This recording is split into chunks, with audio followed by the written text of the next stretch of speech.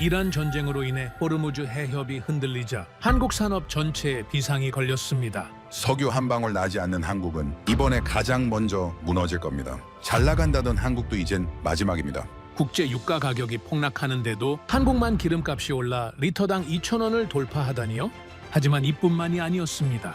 한국 공장을 움직이는 핵심 원료 나프타까지 바닥나기 시작해 한국의 모든 산업이 몰락할 것이라고 전문가들은 예상했죠. 한국은 원래 그런 나라였습니다. 전쟁의 폐허 속에서 시작해 세계 최빈국에서 선진국으로 올라선 나라. 이번에도 마찬가지였습니다. 새로운 산업과 기술로 이번 위기 또한 극복해내 버렸습니다. 아니, 쓰레기 하나로 공장을 살리고 산업을 지켜내는 게 말이 됩니까? 네, 대한민국은 가능했습니다. 더 놀라운 건 이 기술에 사우디와 영국, 글로벌 대기업들까지 주목하며 새로운 미래를 열 것이라고 극찬한 것인데요. 도대체 한국이 무슨 일을 벌인 것이었을까요? 지금 바로 그 비밀을 낱낱이 공개하겠습니다. 이야기를 시작하기 앞서 사연 속의 제작에 힘이 되는 구독과 좋아요 부탁드립니다. 한국을 응원하신다면 대한민국 화이팅! 이라고 아래 댓글로 남겨주세요. 한국은 이번에 진짜 끝났습니다. 호르무즈가 막혔고 나프타 공급이 끊기면 한국 제조업은 길어야 몇 주입니다. 저는 그 말을 들으며 고개를 끄덕였습니다. 아니, 솔직히 말하면 그 말을 먼저 하고 싶었던 사람이 바로 저였습니다. 저는 30년 넘게 중동 해상 물류와 원유 공급망, 에너지 위기 대응을 분석해온 에런 스콜딩입니다. 한때는 영국 해군의 전략자문위원이기도 했고 그 경험 덕분에 저는 위기가 어디서 시작되는지 어느 나라가 먼저 무릎을 꿇는지 누구보다 빨리 알 수 있습니다. 그리고 그날 아침 저는 확신에 차 있었습니다. 이번에는 한국이 먼저 무너질 것이라고. 그날 아침은 런던의 다른 날들과 다를 게 없었습니다. 그런데 긴급 보고서 하나가 도착해 있었습니다. 미국과 이란 사이의 휴전이 성립됐다는 내용이었습니다. 국제 유가가 하루 만에 13%나 폭락했다는 뉴스가 뒤따랐습니다. 언론은 일제히 안도의 숨을 내쉬었습니다. 중동 위기가 드디어 완화 국면에 접어들었다는 분석이 쏟아졌습니다. 하지만 저는 그 기사들을 읽으면서 오히려 손가락이 멈추는 것을 느꼈습니다. 왜냐하면 보고서 맨 아래에 한 줄짜리 문장이 조용히 박혀 있었기 때문입니다. 호르무즈 해협은 여전히 사실상 봉쇄 상태. 유가가 떨어졌다고 위기가 끝난 것이 아닙니다.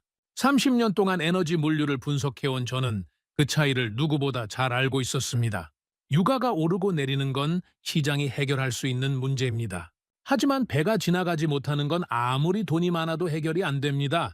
호르무즈 해협은 전 세계 원유 해상 물동량의 약 20%가 지나가는 세계 에너지 물류의 심장부입니다. 하루에 유조선 135척이 오가던 그 좁은 뱃길이 15척 수준으로 줄어들어 있었습니다. 심장이 박동을 10분의 1로 줄인 것과 같은 상황이었습니다. 피는 흐르지만 몸 전체가 서서히 죽어가는 상황. 저는 바로 한국 데이터를 열었습니다. 한국은 제가 오랫동안 지켜봐온 나라였습니다. 제조업 강국이지만 에너지 자원이 전혀 없는 나라. 그것이 한국에 대한 저의 핵심 인식이었습니다. 화면에 나타난 숫자들은 냉혹했습니다. 한국이 필요로 하는 나프타의 45%는 수입에 의존하고 있었고 그중 무려 77%가 중동산이었습니다. 나프타가 무엇인지 모르는 분들을 위해 설명하자면 이것은 단순한 석유화학 원료가 아닙니다. 플라스틱과 합성 섬유, 포장재, 의약품 용기, 자동차 내부 부품, 전자기기 케이스까지 현대 산업의 거의 모든 것을 만들어내는 기초물질입니다. 사람 몸으로 치면 혈액 같은 존재입니다. 그런데 그 공급이 막히기 시작했습니다. 한국의 대형 화학기업들 공장 일부가 이미 가동을 멈추거나 생산량을 크게 축소하기 시작했다는 소식이 들어오고 있었습니다. 여수와 울산의 석유화학단지에서 일부 설비가 세워졌다는 보고도 이어졌습니다.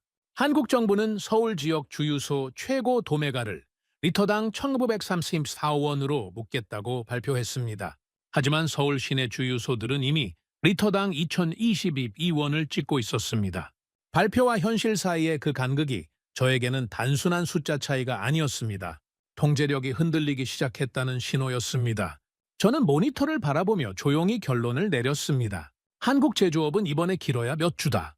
그날 오후 영국과 독일, 싱가포르의 에너지 분석가들이 화상회의에 모였습니다. 아무도 표정이 밝지 않았습니다. 회의는 시작부터 한국 이야기로 흘러갔습니다. 독일 동료가 차분하지만 단호하게 말을 열었습니다. 이번에는 한국이 가장 먼저 충격을 받을 겁니다. 원유도 없고 나프타 비축 체계도 사실상 없어요.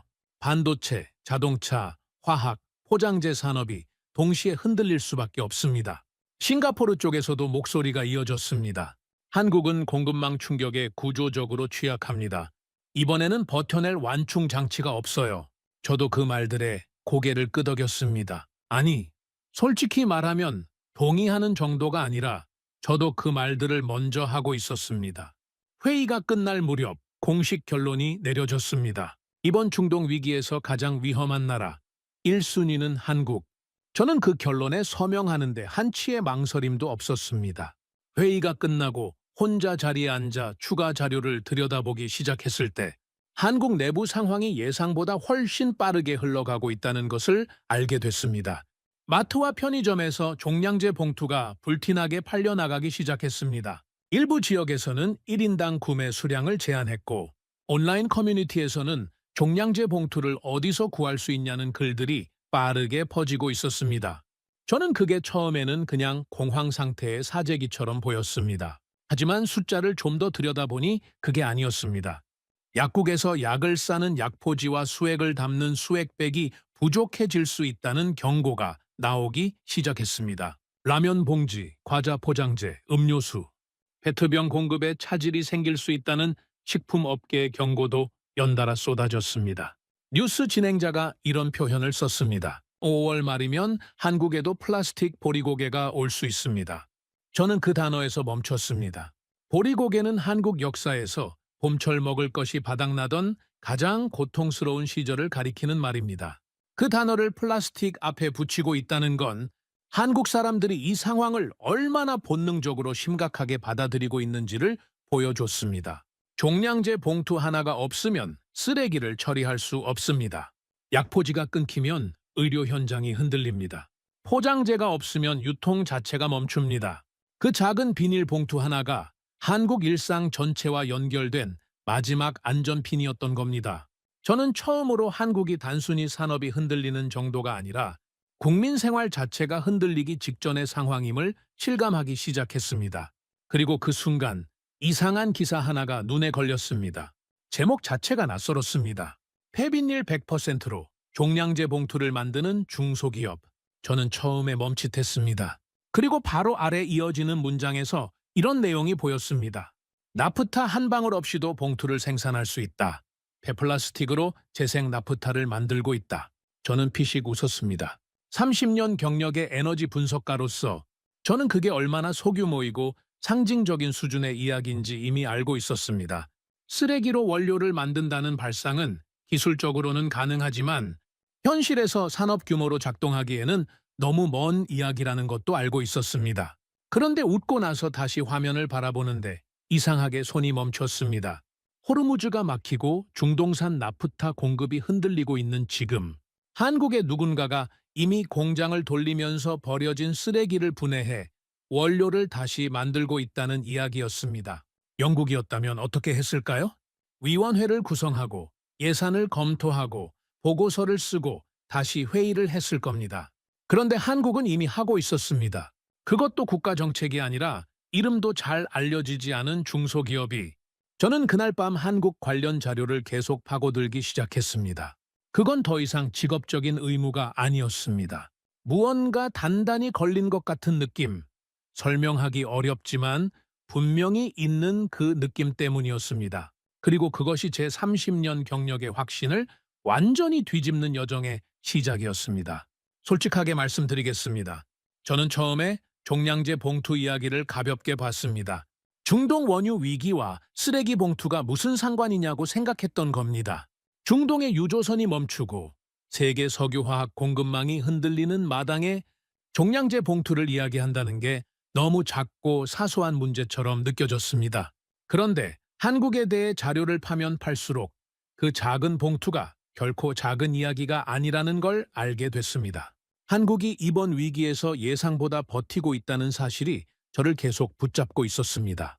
공장 일부가 멈췄는데도 국가 전체는 아직 돌아가고 있었습니다. 주유소 가격은 급등했지만 완전한 혼란까지는 가지 않았습니다. 식품업계와 포장재 업계는 비상 상황이었는데도 완전한 공급 차단은 아직 발생하지 않았습니다. 저는 이게 이상했습니다. 제 분석대로라면 한국은 이미 흔들려도 한참 흔들렸어야 할 시점이었는데 무언가 눈에 보이지 않는 곳에서 한국이 버티는 이유가 있는 것 같았습니다. 저는 한국산업부와 환경부 발표 자료를 뒤지기 시작했고 지방 중소기업 관련 기사들까지 들여다봤습니다. 그러다 경상남도 창원에 위치한 작은 기업 하나를 발견했습니다. 회사 이름은 인테크였습니다. 인테크에 관한 기사를 처음 봤을 때 저는 솔직히 황당했습니다. 이 기업이 하는 일이 농업용 폐비닐, 공장 폐비닐, 축산용 폐필름을 모아서 종량제 봉투를 만드는 것이었는데 그것도 나프타를 전혀 사용하지 않고 폐비닐 100%만으로 만든다는 내용이었습니다. 연간 200톤의 재생 원료로 300톤의 종량제 봉투를 생산한다고 했습니다. 저는 처음에 그 숫자가 너무 작다고 생각했습니다.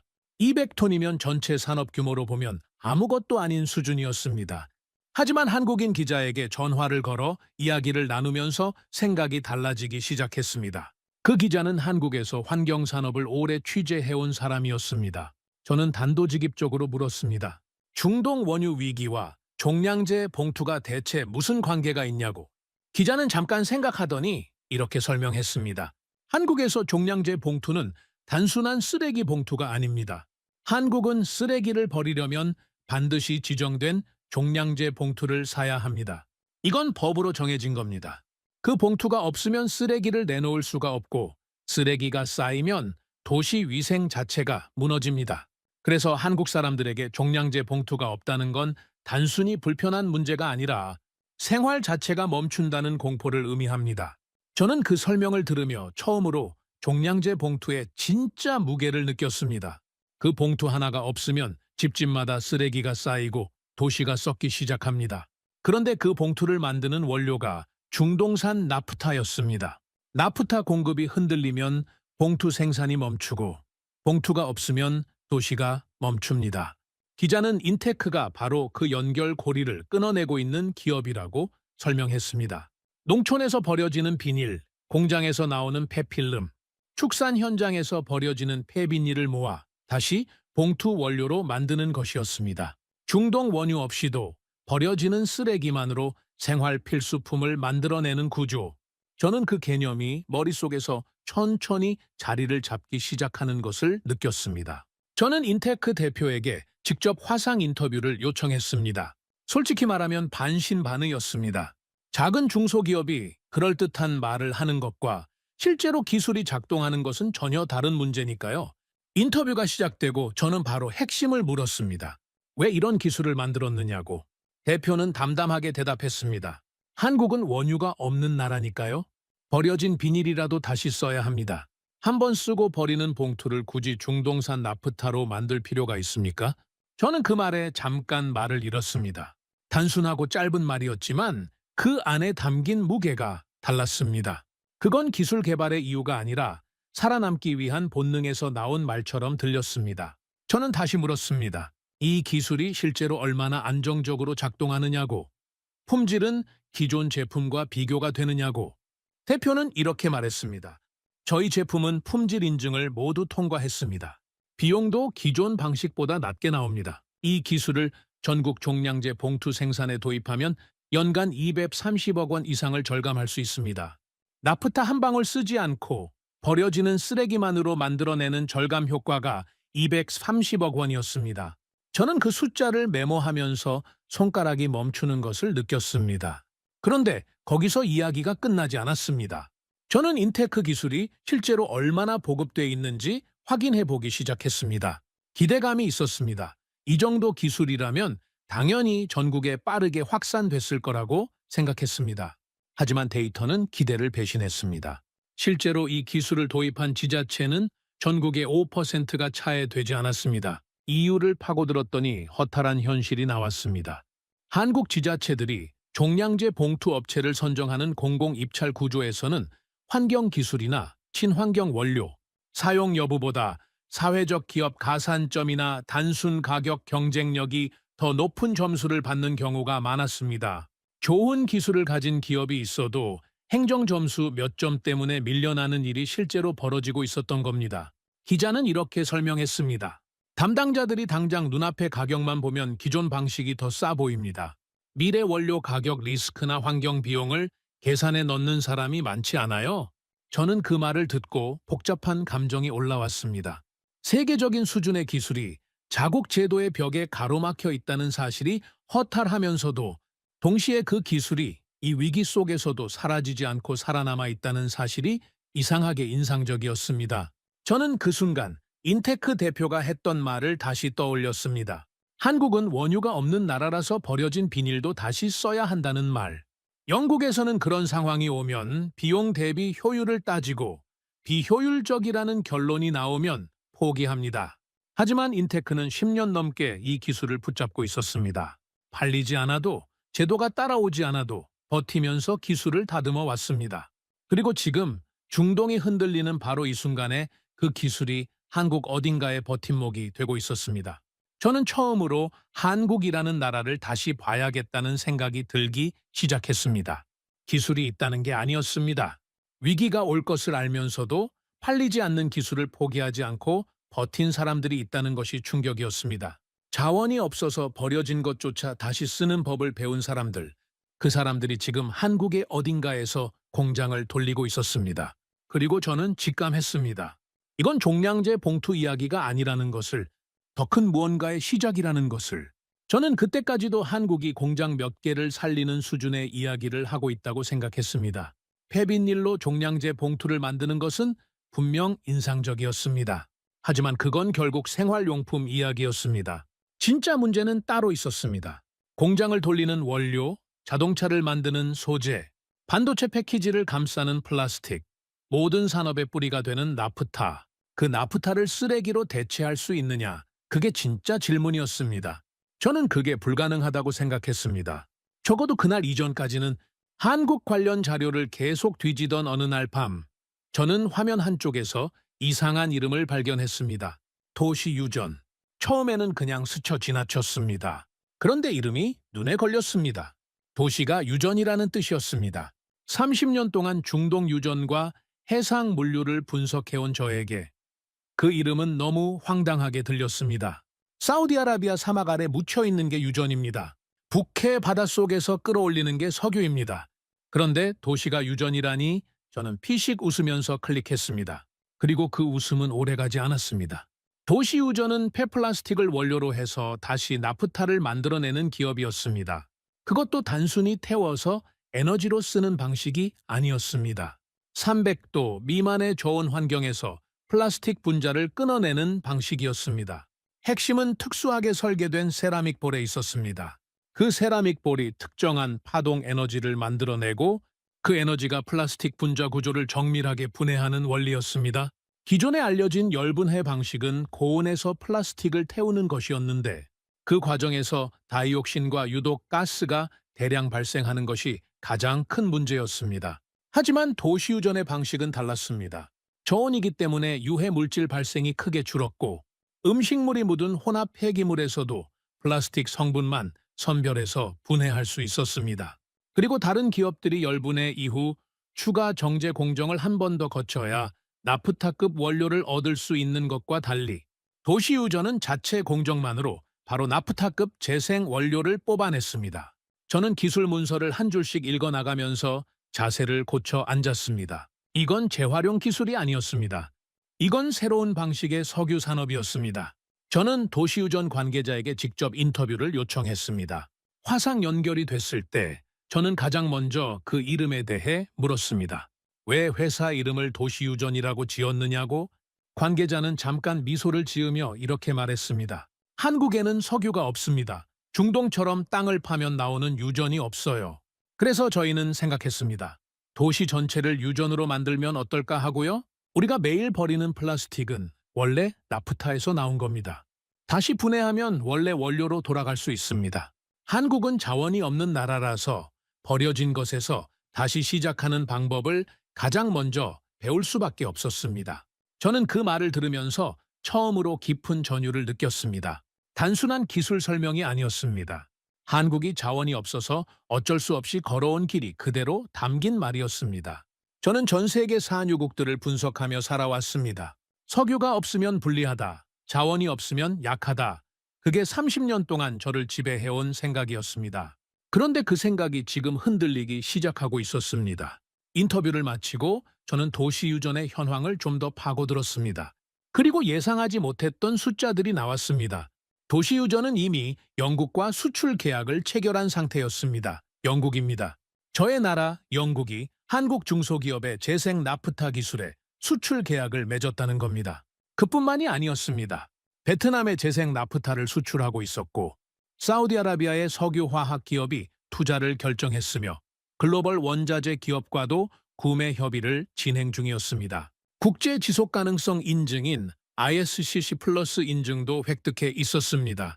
저는 그 목록을 보면서 한동안 멍하니 화면을 바라봤습니다.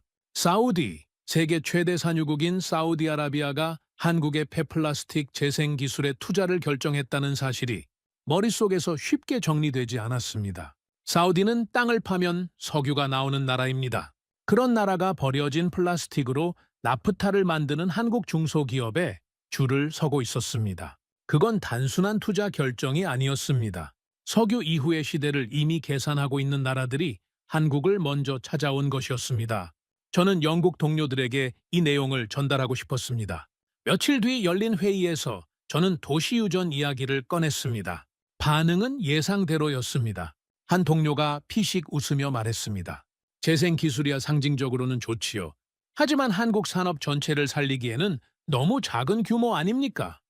수치가 어떻게 되던가요? 저는 잠깐 멈췄습니다. 그리고 처음으로 반박했습니다. 처음엔 나도 그렇게 생각했어. 그런데 중요한 건 규모가 아니라 방향이야.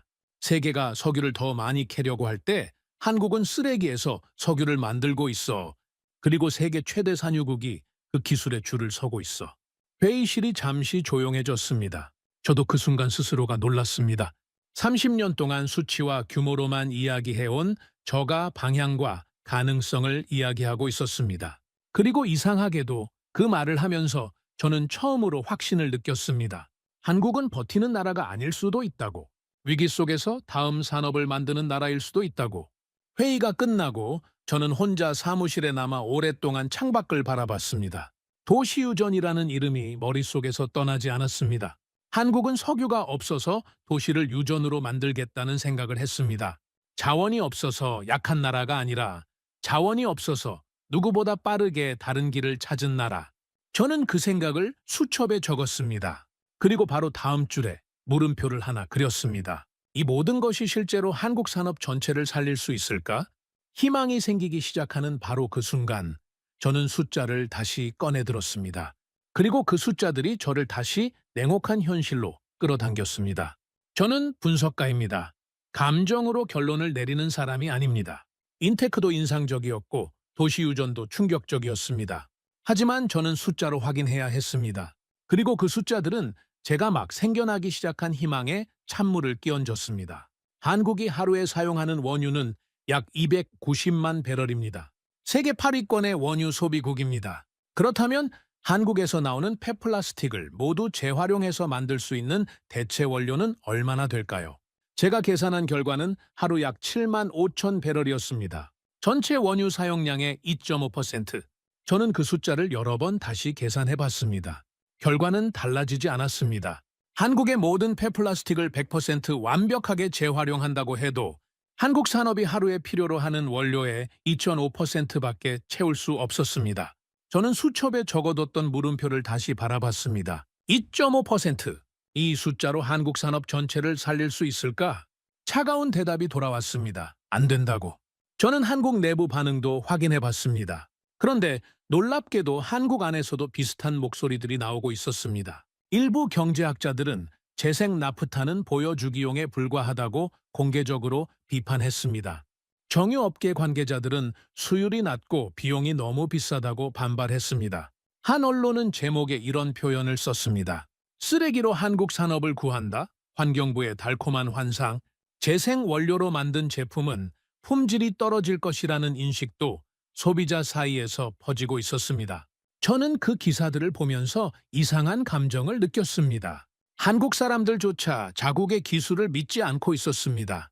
밖에서는 한국이 위험하다고 말하고 안에서는 우리 기술이 부족하다고 말하고 있었습니다. 한국이 사방에서 두 겹으로 포위돼 있다는 느낌이 들었습니다.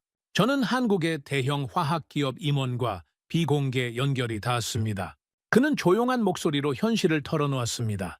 솔직히 말씀드리면 지금 상황에서 재생 기술은 맞는 방향입니다. 하지만 원료 확보 자체가 생각보다 훨씬 어렵습니다.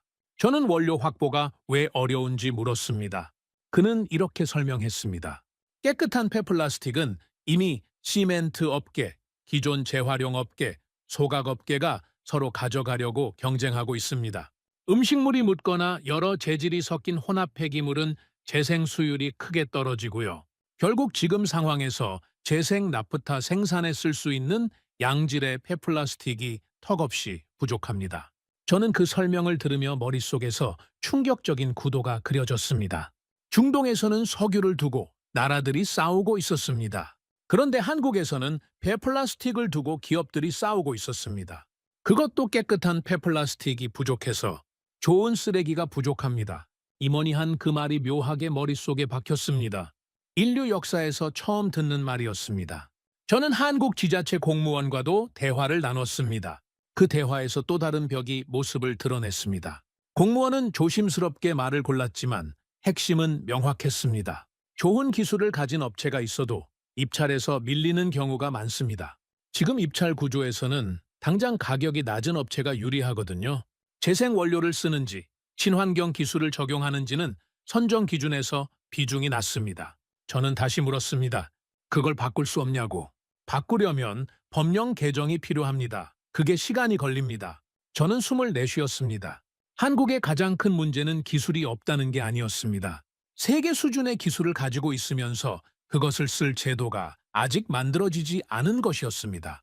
기술은 앞서 달리고 있는데 제도가 한참 뒤에서 걸어오고 있었습니다. 그리고 중동 위기는 기다려주지 않고 있었습니다. 그리고 바로 그때 더 나쁜 소식이 들어오기 시작했습니다. 휴전이 선언된 지 얼마 지나지 않아 중동 지역에서 다시 긴장이 고조되고 있다는 보고가 올라왔습니다. 추가 충돌 소식이 퍼지면서 유조선 보험료와 해상 운임이 또다시 급등하기 시작했습니다. 일부 선사들은 중동 노선을 아예 포기하거나 아프리카 남단으로 크게 우회하는 방안을 검토 중이었습니다. 거기에 러시아산 나프타에 대한 제재도 재개됐습니다. 한국이 중동산 나프타를 대체하기 위해 활용하던 또 다른 공급 루트까지 막히기 시작한 겁니다. 저는 다시 계산기를 두드렸습니다. 상황이 빠르게 나빠지고 있었습니다. 저는 인테크도 받고 도시유전도 받습니다. 한국에 기술이 있다는 걸 알았습니다. 사람들이 포기하지 않고 버텨왔다는 것도 알았습니다. 하지만 지금 눈앞에 펼쳐진 현실은 달랐습니다. 2.5%, 제도의 벽, 좋은 쓰레기의 부족, 중동의 재점화, 이 모든 것이 한꺼번에 겹치는 순간 저는 처음에 가졌던 냉정한 확신으로 돌아가기 시작했습니다. 한국에 기술이 있다는 건 맞다. 하지만 기술은 있는데 시간이 없다면? 올바른 방향으로 걷고 있는데 이미 물이 차오르고 있다면? 저는 그날 밤 한국 관련 파일을 닫으면서 처음으로 이런 생각을 했습니다. 혹시 한국은 너무 늦은 것 아닐까? 창밖의 런던 거리는 조용했습니다. 그리고 저의 확신은 다시 무너지기 직전이었습니다. 그런데 바로 그 순간 한국에서 새로운 움직임이 시작되고 있다는 소식이 들어오기 시작했습니다. 처음에는 작은 소식들이었습니다. 그런데 그 작은 소식들이 하나씩 모이면서 제가 전혀 예상하지 못한 그림이 그려지기 시작했습니다. 저는 그날 이후 며칠 동안 한국 뉴스를 계속 지켜봤습니다. 솔직히 말하면 반쯤은 포기한 상태였습니다. 2.5%라는 숫자, 제도의 벽, 좋은 쓰레기의 부족, 중동의 재점화, 이 모든 것을 머릿속에 쌓아두고 있었기 때문에 한국에 대해 다시 긍정적인 그림을 그리는 게 어려웠습니다. 하지만 한국에서 들어오는 소식들은 제 예상대로 흘러가지 않았습니다. 처음에는 작은 단신들이었습니다. 울산의 한 공장이 재생 설비, 증설 계획을 발표했다는 소식, 충남 당진의 열분의 공장 건설이 시작됐다는 소식, 그리고 며칠 뒤 훨씬 큰 뉴스가 들어왔습니다. 한국의 대형 에너지 화학 기업 중 한 곳이 울산에 1조 8천억 원 규모의 재활용 단지를 건설하겠다는 계획을 공식 발표했습니다. 저는 그 숫자를 보고 한 번 더 확인했습니다. 1조 8천억 원, 영국 파운드로 환산하면 약 10억 파운드 수준이었습니다. 이건 보여주기식 투자 발표가 아니었습니다. 연간 32만 톤의 폐플라스틱을 처리할 수 있는 규모였습니다. 곧이어 또 다른 대형 화학 기업이 충남 당진의 열분해 공장 건설을 공식화했고, 국내 대형 정유 기업이 폐플라스틱 기반 재생 원료를 기존 정유 공정에 직접 투입하는 실험을 진행 중이라는 소식이 나왔습니다. 또 다른 화학 기업은 기존 생산 라인 일부를 재활용 전용 설비로 전환하는 작업을 시작했다고 발표했습니다. 한국의 대형 에너지 화학 그룹들이 거의 동시에 움직이기 시작한 겁니다. 저는 그 타이밍이 인상적이었습니다. 위기가 터지고 나서 몇 달이 지나지도 않아 한국의 대기업들이 이미 삽을 꽂고 있었습니다. 영국이었다면 이 시점에서 아직 타당성 검토 보고서를 쓰고 있었을 겁니다. 저는 울산의 한 공장 관계자와 직접 통화를 할 수 있었습니다. 그는 현장 분위기를 이렇게 설명했습니다. 몇 년 전만 해도 폐플라스틱은 돈이 안 되는 쓰레기 취급이었습니다. 처리 비용이 드는 골칫거리였죠. 그런데 지금은 완전히 달라졌습니다. 서로 먼저 가져가려고 경쟁하는 자원이 됐어요. 저는 그 말이 흥미로웠습니다. 불과 몇 년 전까지 처리 비용이 드는 쓰레기였던 것이 지금은 서로 확보하려고 다투는 원료가 됐다는 이야기였습니다. 관계자는 말을 이었습니다. 이번 위기 이전에는 재활용 설비가 보여주기용이라는 말이 많았습니다. 친환경 이미지를 위한 장식품처럼 보는 시선이 있었어요. 그런데 지금은 분위기가 완전히 바뀌었습니다. 이제는 다들 재생 원료를 확보하지 못하면 살아남지 못한다고 생각합니다. 이게 이미지 문제가 아니라 생존 문제가 된 거죠. 저는 그 표현에 주목했습니다. 이미지가 아니라 생존. 그 변화가 얼마나 짧은 시간 안에 일어났는지를 생각하니 한국이 위기에 반응하는 속도가 새삼 놀라웠습니다. 그런데 거기서 또 놀라운 이야기가 나왔습니다. 글로벌 기업들이 한국의 재생 원료를 선점하기 위해 이미 움직이고 있었습니다. 울산에 건설 중인 재활용 단지는 완공도 되기 전에 해외 기업들로부터 사전 구매, 계약 요청이 들어오기 시작했습니다. 프랑스의 글로벌 뷰티 기업이 연간 생산량 일부를 미리 확보하겠다는 의향서를 냈습니다. 유럽연합은 2030년부터 제품의 재생, 원료를 30% 이상 사용해야 한다는 의무화 규정을 추진하고 있었습니다. 그 규정을 맞추기 위해 유럽 기업들이 안정적인 재생 원료, 공급처를 확보하려고 전 세계를 뒤지기 시작한 것이었는데 그 선택지 중 하나가 한국이 됐습니다. 저는 이 흐름을 보면서 머릿속에서 그림이 바뀌기 시작하는 것을 느꼈습니다. 한국은 위기를 막기 위해 움직이기 시작했는데 그 움직임이 오히려 미래의 수출 경쟁력을 먼저 만들어내고 있었습니다. 살아남으려던 발버둥이 새로운 시장을 여는 열쇠가 되고 있었던 겁니다. 저는 한국의 지방 소식도 들여다보기 시작했습니다. 공장이나 기업 이야기가 아니었습니다. 시민들의 이야기였습니다. 일부 지자체에서 투명 페트병 분리 배출을 강화하는 캠페인이 시작됐습니다. 주민센터와 아파트 단지 곳곳에 새로운 안내문이 붙었습니다. 라벨을 떼고 헹궈서 찌그러뜨려 버려주세요. 저는 처음에 그 안내문 사진을 보고 그냥 행정 캠페인이겠거니 생각했습니다. 그런데 전문가의 설명을 들으니 생각이 달라졌습니다. 라벨이 붙어 있거나 내용물이 묻은 페트병은 재생 수율이 크게 떨어진다고 했습니다. 깨끗하게 분리된 투명 페트병은 그 자체로 고품질 재생 원료가 됩니다. 반면 라벨이 붙고 음식물이 남아있는 상태로 버려진 페트병은 재생 원료로 쓸 수 있는 비율이 절반 이하로 떨어진다는 겁니다. 라벨 하나를 떼는 10초짜리 행동이 공장의 재생 수율을 2배 가까이 높일 수 있다는 설명이었습니다. 저는 그 논리를 따라가다가 문득 묘한 감정이 올라오는 것을 느꼈습니다. 한국 사람들이 부엌 싱크대 앞에서 페트병 라벨을 떼는 그 행동이 수천 킬로미터 떨어진 울산 공장의 생산성과 직접 연결돼 있었습니다. 아파트 분리수거함 앞에서 뚜껑을 분리하고 내용물을 헹구는 그 행동이 한국 산업이 중동산, 나프타 없이도 버틸 수 있는지 없는지에 영향을 미치고 있었습니다. 저는 영국에서 이런 장면을 본 적이 없었습니다. 국가적 위기가 시민 한 사람 한 사람의 일상 행동과 이렇게 촘촘하게 연결된 모습, 그것은 분명히 낯선 장면이었습니다. 저는 그 장면을 머릿속에 담아두면서 한국의 과거를 다시 떠올렸습니다. 한국은 이번이 처음이 아니었습니다. 수십 년 전 전쟁이 끝난 뒤 폐허가 된 땅에서 시작했습니다. 그리고 수십 년 만에 세계적인 제조업 강국을 만들어냈습니다. 외환위기로 나라가 무너질 것 같던 순간 한국 시민들이 금반지를 꺼내 나라에 바치는 일이 벌어졌습니다. 그 모습을 외국 언론은 믿을 수 없다는 표정으로 보도했습니다. 반도체 기술이 위기를 맞았을 때는 기업들이 자체 기술 개발로 돌파했고 결국 세계 반도체 공급망의 핵심이 됐습니다. 감염병으로 전 세계가 마스크를 구하지 못해 허덕이던 시절 한국은 불과 몇 주 만에 마스크 생산 체계를 갖추고 배급 시스템을 만들어냈습니다. 한 나라의 이웃 나라가 핵심 소재 수출을 막아버렸을 때는 한국 기업들이 자체 기술 개발에 뛰어들어 결국 그 의존도를 줄여냈습니다. 매번 위기가 올 때마다 한국 안팎에서 이번엔 끝이라는 말이 나왔습니다. 그리고 매번 그 말은 틀렸습니다. 저는 그 패턴을 바라보면서 처음으로 이런 생각을 했습니다. 이건 우연이 아닐 수도 있다고. 한국은 위기를 해결하는 나라가 아니라 위기를 통해 더 강한 구조를 만드는 나라일 수도 있다고. 그날 저는 수첩에 새로운 제목을 써넣었습니다. 한국은 위기를 먹고 성장하는 나라인가? 그 물음표가 짧게 빛났습니다. 그리고 저는 처음으로 한국이라는 나라 자체에 대한 존경심 같은 것을 느꼈습니다. 자원이 없어서 불리한 나라가 아니라 자원이 없어서 누구보다 빠르게 움직일 수밖에 없었던 나라. 그 절박함이 쌓이고 쌓여 세계 어디서도 보기 어려운 집단적 생존 능력이 됐다는 것을 저는 그 생각을 일기처럼 적어두었습니다. 아직 결론은 아니었습니다. 하지만 분명히 제가 처음 한국을 봤던 시선과는 완전히 다른 무언가가 시작되고 있었습니다. 희망은 오래가지 않았습니다. 울산에서 공장이 돌아가기 시작했다는 소식이 들어오고 글로벌 기업들이 한국 재생 원료를 선점하려 움직인다는 이야기가 퍼지던 바로 그 무렵 저의 화면에 또 다른 보고서가 떨어졌습니다.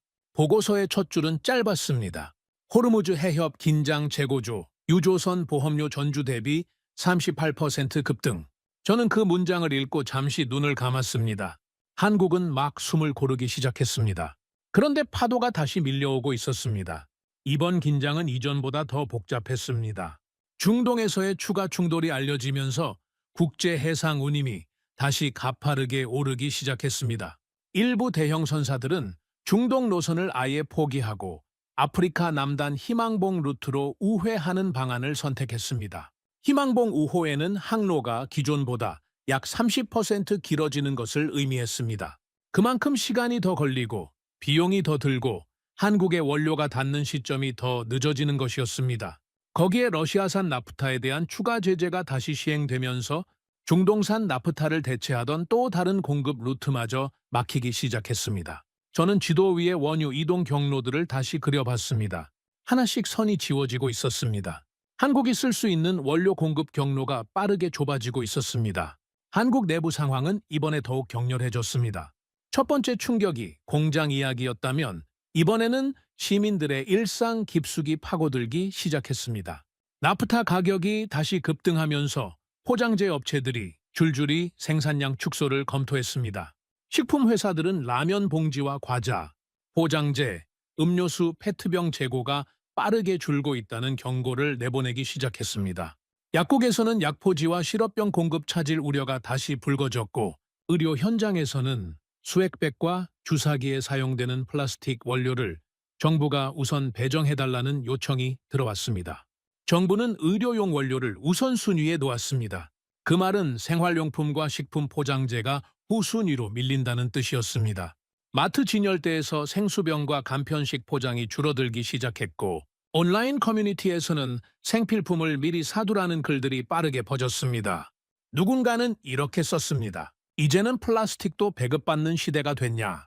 저는 그 댓글을 보면서 다시 한번 한국 사람들이 느끼는 공포의 무게를 실감했습니다.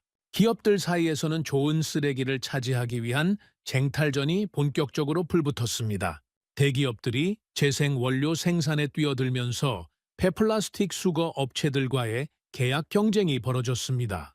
시멘트 업계는 폐비닐을 연료로 사용하겠다고 나섰고 재활용 업계는 그것을 원료로 써야 한다며 맞섰습니다.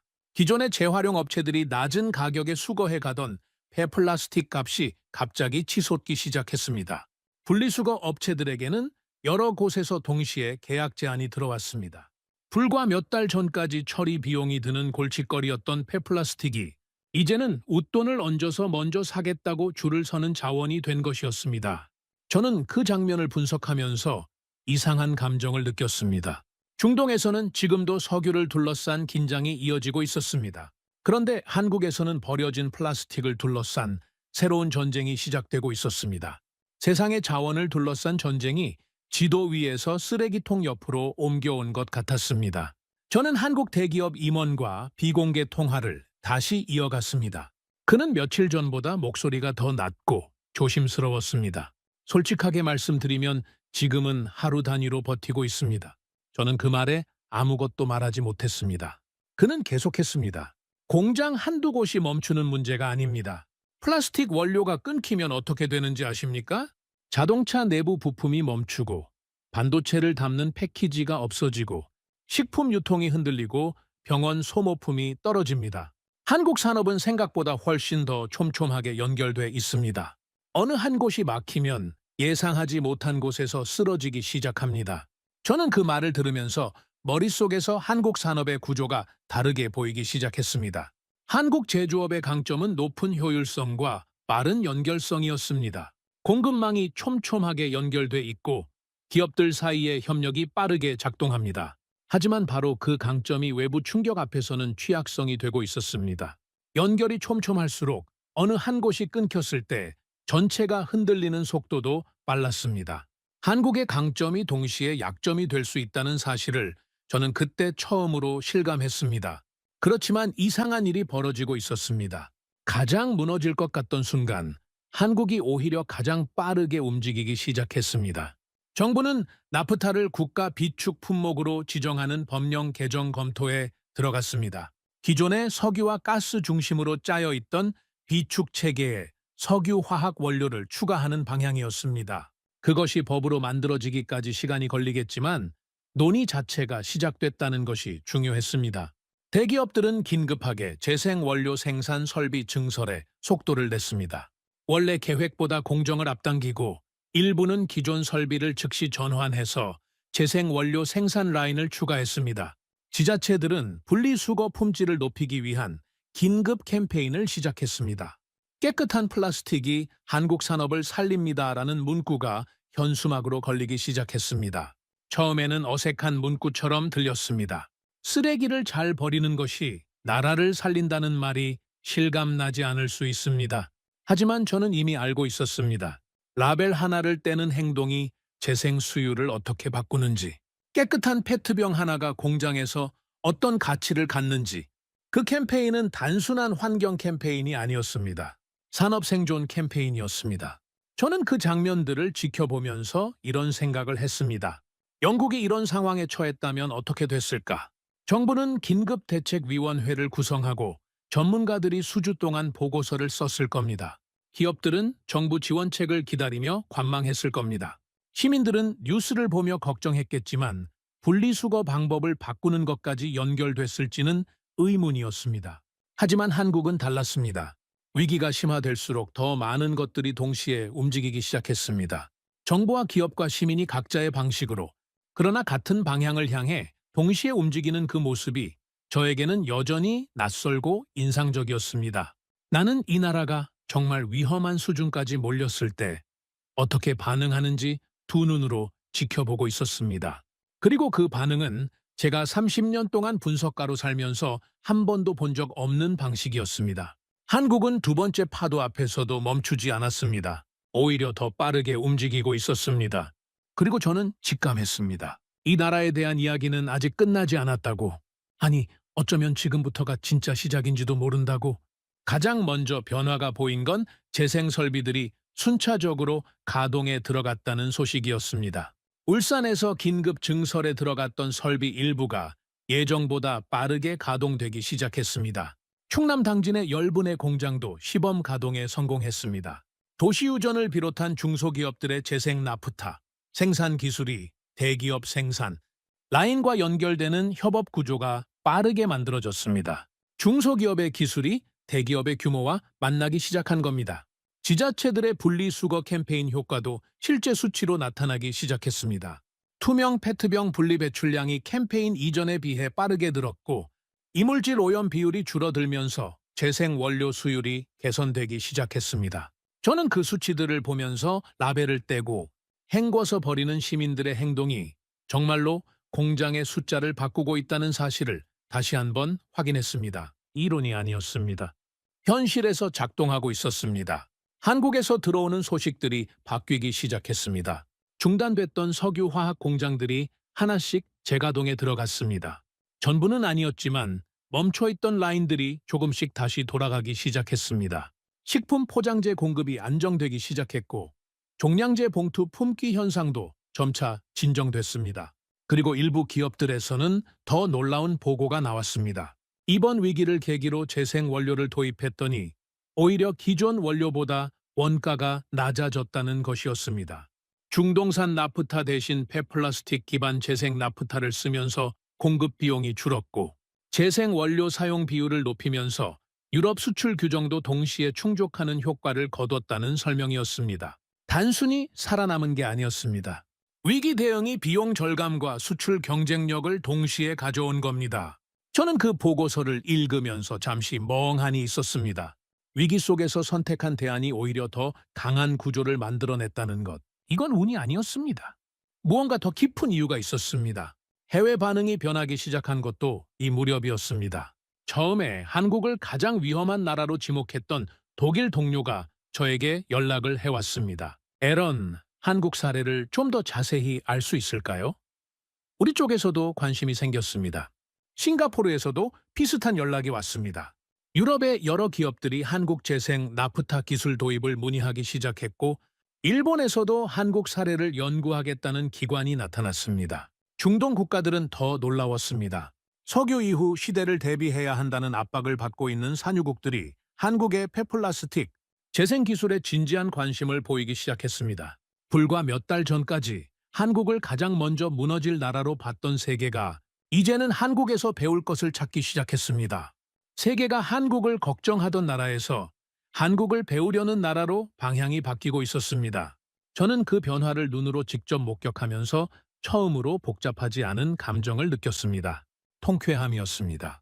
며칠 뒤 영국 동료들과 마지막 회의가 있었습니다. 모두의 분위기가 처음 회의 때와는 완전히 달랐습니다. 독일 동료가 먼저 입을 열었습니다. 우리가 틀렸습니다. 한국이 가장 먼저 무너질 것이라고 했는데 싱가포르 분석가도 조용히 덧붙였습니다. 버려진 쓰레기로 산업을 살려낸다는 게 가능한 일인지 몰랐습니다. 한 동료가 피식 웃으며 말했습니다. 영국이었다면 이 상황에서 어떻게 했을 것 같아요, 에런? 저는 잠깐 생각했습니다. 그리고 솔직하게 대답했습니다. 위원회를 만들고 3년 동안 토론했겠지. 그리고 아마 결론도 내리지 못했을 거야. 회의실이 조용해졌습니다. 저는 계속했습니다. 한국은 달랐어. 위기가 오면 보고서를 쓰는 나라가 아니라 공장을 짓는 나라야. 기술을 실험하고 설비를 세우고 시민들까지 함께 움직이는 나라야. 그 속도는 어떤 나라도 따라가기 어렵다고 생각해. 그 말을 하면서 저는 스스로 놀랐습니다. 30년 동안 수치와 데이터로만 이야기해온 저가 지금은 속도와 방향과 사람에 대해 이야기하고 있었습니다. 그리고 그것이 틀린 말이 아니라는 것을 저는 이미 알고 있었습니다. 회의가 끝나고 저는 오랫동안 창밖을 바라봤습니다. 런던의 흐린 하늘은 변함이 없었습니다. 하지만 저는 달라져 있었습니다. 한국에 대해 처음 생각했던 것들을 하나씩 되짚어봤습니다. 자원이 없어서 불리한 나라, 중동이 흔들리면 가장 먼저 무너질 나라, 이번에는 버티기 어려울 나라.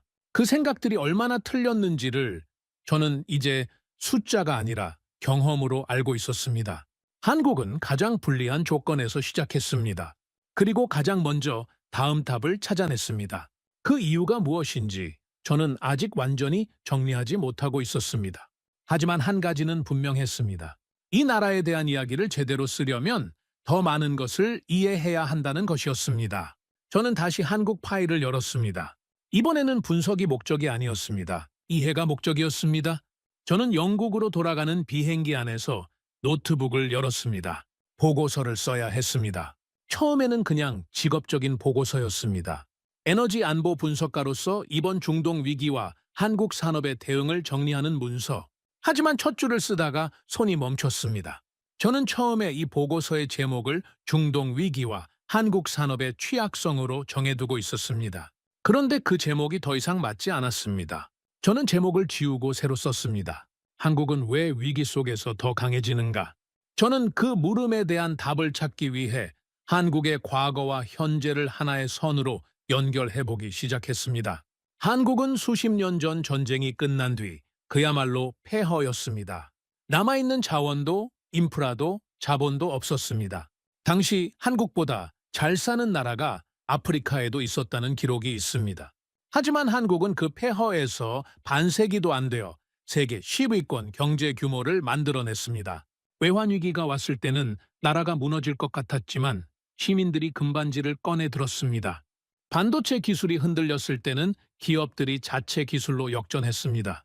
감염병 위기에서는 세계 어느 나라보다 빠른 방역 체계를 만들었습니다.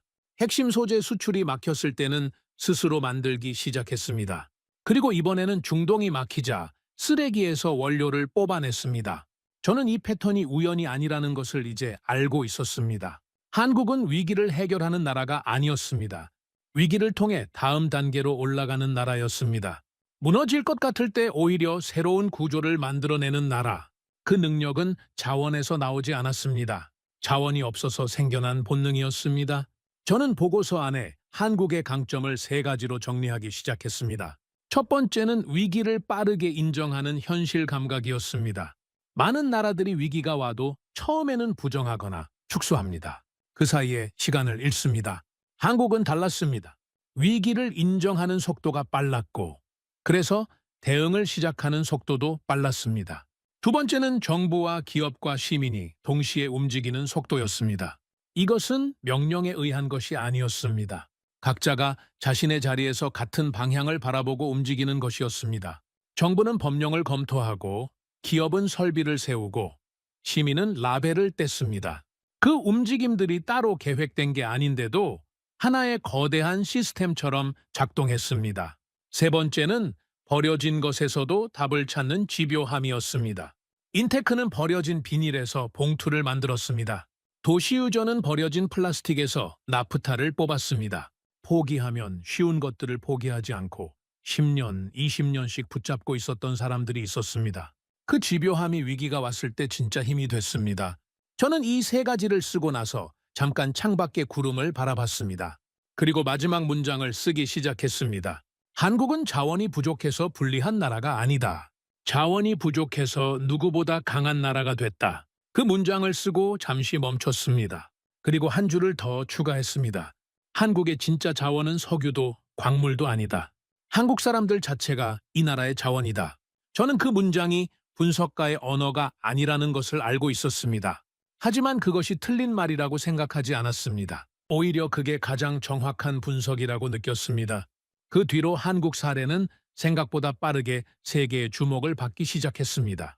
영국 에너지 안보 회의에서 한국 사례가 공식 발표 주제로 등장했습니다. 저는 그 발표에서 직접 한국의 재생 원료 전환 과정을 설명했습니다. 청중의 반응은 예상보다 훨씬 진지했습니다. 일부 지방 정부에서는 한국식 분리수거 체계를 참고해 정책을 개선하겠다는 의견이 나왔습니다. 글로벌 기업들 사이에서는 한국형 재생 원료 공급망 구축 모델이 진지하게 연구되기 시작했습니다. 유럽 언론 중 한 곳은 이런 제목을 달았습니다. 한국 쓰레기로 미래를 만든 나라. 저는 그 기사를 화면에서 발견하고 잠깐 멈췄습니다. 그리고 쓴웃음이 났습니다. 처음 제가 폐플라스틱 기사를 보고 피식 웃었던 기억이 떠올랐기 때문입니다. 그때 웃었던 저와 지금 이 기사를 읽는 저는 같은 사람인데 완전히 다른 눈을 가지고 있었습니다. 어느 날 아침 저는 런던 거리를 걷다가 발걸음을 멈췄습니다. 인도 한쪽에 투명 봉지에 담긴 플라스틱 쓰레기가 놓여 있었습니다. 페트병 몇 개와 비닐 포장지들. 런던 사람들에게 그건 그냥 쓰레기였습니다. 치워야 할 것, 없애야 할 것. 하지만 저는 그것을 보면서 한국을 떠올렸습니다. 한국에서는 저 페트병 하나가 공장을 살리는 원료가 됩니다. 저 비닐 포장지가 다시 봉투가 됩니다. 버려진 것이 다시 자원이 되는 나라. 저는 한국에서 봤던 사람들의 얼굴들을 하나씩 떠올렸습니다. 창원의 중소기업 대표, 그 담담한 표정. 울산 공장의 현장 직원, 지금은 좋은 쓰레기를 서로 가져가려고 싸운다던 그 말. 공무원, 기술은 있는데 제도가 느리다는 것에 속상해하던 그 목소리. 분리수거함 앞에서 조용히 라벨을 떼고 있었을 수많은 이름 모를 시민들. 그 사람들 한 명 한 명이 결국 한국이라는 나라를 버티게 한 진짜 힘이었습니다. 저는 그 자리에서 오래 서 있었습니다. 런던의 흐린 하늘 아래서 쓰레기 봉투를 바라보며 30년 동안 중동 유전을 분석하고 석유 공급망을 추적하고 어느 나라가 먼저 무너지는지를 계산해온 제가 지금 버려진 페트병을 보면서 한 나라의 힘을 생각하고 있었습니다. 그 장면이 스스로도 우습게 느껴졌습니다. 하지만 동시에 이것이 가장 정직한 분석이라는 생각도 들었습니다. 한국은 늘 가장 불리한 조건에서 출발했습니다. 자원도 없고 땅도 좁고 사방이 강대국으로 둘러싸여 있었습니다. 그런데도 한국은 가장 먼저 미래를 만들어 왔습니다. 왜냐하면 한국은 포기하지 않는 사람들이 있는 나라였기 때문입니다. 버려진 것에서 답을 찾는 사람들, 위기가 와도 다음을 생각하는 사람들, 라벨 하나를 떼는 것이 나라를 살릴 수 있다는 것을 믿는 사람들, 그 사람들이 한국의 가장 강력한 자원이었습니다. 그리고 그 자원은 중동이 막혀도, 러시아가 제재를 받아도, 세계가 흔들려도 절대로 끊기지 않는 자원이었습니다. 저는 다시 걸음을 옮기면서 조용히 중얼거렸습니다. 한국은 위기를 먹고 성장하는 나라다. 그리고 그 말이 더 이상 비유가 아니었습니다. 여러분은 이 이야기를 들으시면서 어떤 장면이 가장 마음에 남으셨나요? 버려진 비닐에서 원료를 만든 중소기업 대표의 담담한 한마디였나요? 아니면 분리수거함 앞에서 라벨을 떼는 시민들의 작은 행동이었나요? 자원 한 방울 나지 않는 땅에서도 사람이 자원이 되는 나라, 그것이 바로 대한민국입니다. 구독과 좋아요로 응원해 주시면 더욱 재미있는 이야기로 찾아뵙겠습니다. 해외 감동 사연을 소개해드리는 스페셜 코리아였습니다. 감사합니다.